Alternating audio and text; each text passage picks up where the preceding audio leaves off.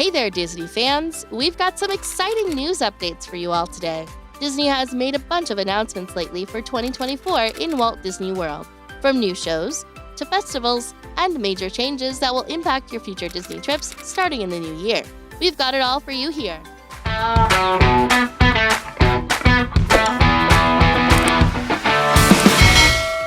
So make sure to hit the subscribe button and ring the notification bell so you don't miss out on future updates.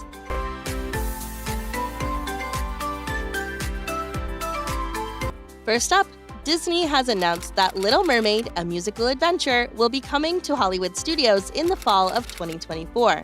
The newly reimagined show will replace Voyage of the Little Mermaid in the animation courtyard. Since the 2020 closures, this attraction has yet to see a reopening date, leaving many to wonder what Disney was going to do with the space. Disney has confirmed that construction to update the inside of the theater has already begun, and the show will feature new set designs and special effects to enhance the classical story we all know and love.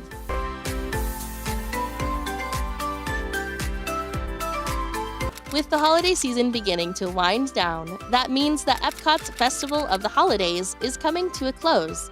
So, what's next for Epcot? The 2024 festivals will begin with Festival of the Arts, running from January 12th to February 19th. This colorful celebration will focus on 3 different artistic fields: culinary arts, visual arts, and the performing arts. This festival will feature new food booths, musical and visual art performances, and, of course, lots of artwork. The second of the 4 yearly festivals are Flower and Garden Festival, which will begin February 28th. This festival centers around the celebration of spring and typically runs through the beginning of summer. It will include its own special selection of exclusive festival foods and merchandise. We'll let you know more as Disney announces the details on these first festivals of the year. Okay, so now let's talk about January. January is a big month for Disney World parks, and anyone who will be visiting next year, there's a couple of important dates in January you'll want to be aware of, because the changes beginning on these dates might affect your future trip plans. But don't worry, these are the type of changes we like to see.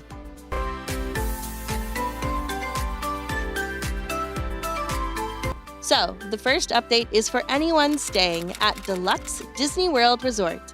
Starting on January 3rd, Deluxe Resort's guests will be able to enjoy extended evening hours in Magic Kingdom again.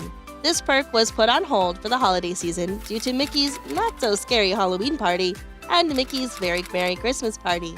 Extended evening hours happen on select nights in Magic Kingdom and Epcot, so keep an eye out on park hours when planning your trip. This is a great perk if you want a couple of extra hours in the park. And because this is limited to Deluxe Resort guests, the number of people in the parks drop as day guests leave, which means significantly lower wait times.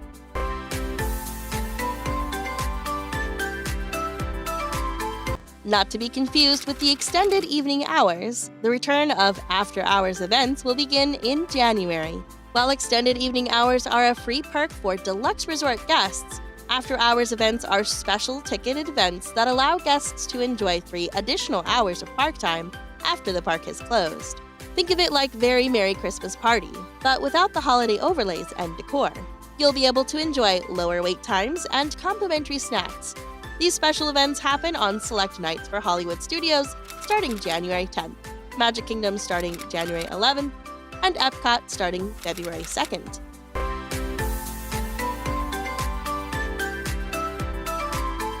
Starting on January 9th, we will see 3 major changes for anyone traveling to Disney World next year. First up, the Disney Dining Plan returns on the 9th.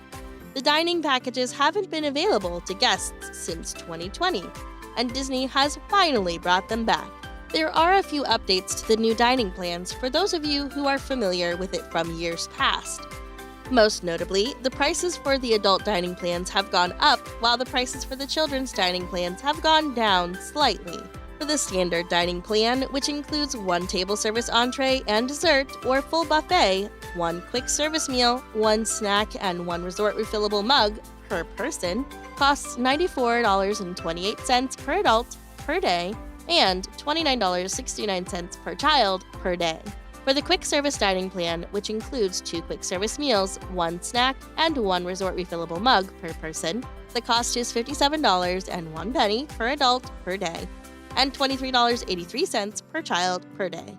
The dining plans are a Disney World Resort add-on that could make planning your trip a little easier. It can help take the pressure off of worrying about sticking to a food budget while at the parks, since you're paying for most of your food ahead of time. If the dining plans are something you're interested in, we recommend taking the time to consider how much, when, and where your travel party will eat, and then take into consideration the total cost of your vacation package with and without the dining plan to see if it might be worth it for you.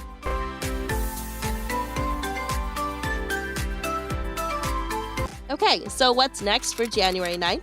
Park hopping returns to normal. That's right, starting on January 9th, if you've purchased the Park Hopper add-on to your tickets, you can park hop to any park at any time of the day. Since the parks reopened, park hopping has been restricted to 2 p.m. or later. This was to help with crowd control and was part of the phased reopening plans that Disney had set in place. Now, you can enjoy the freedom and flexibility to visit multiple parks anytime throughout your park day.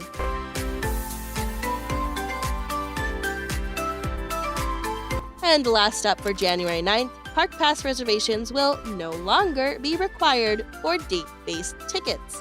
So, for anyone purchasing park tickets tied to a specific date or set of dates, you won't have to worry about making Park Pass reservations going forward.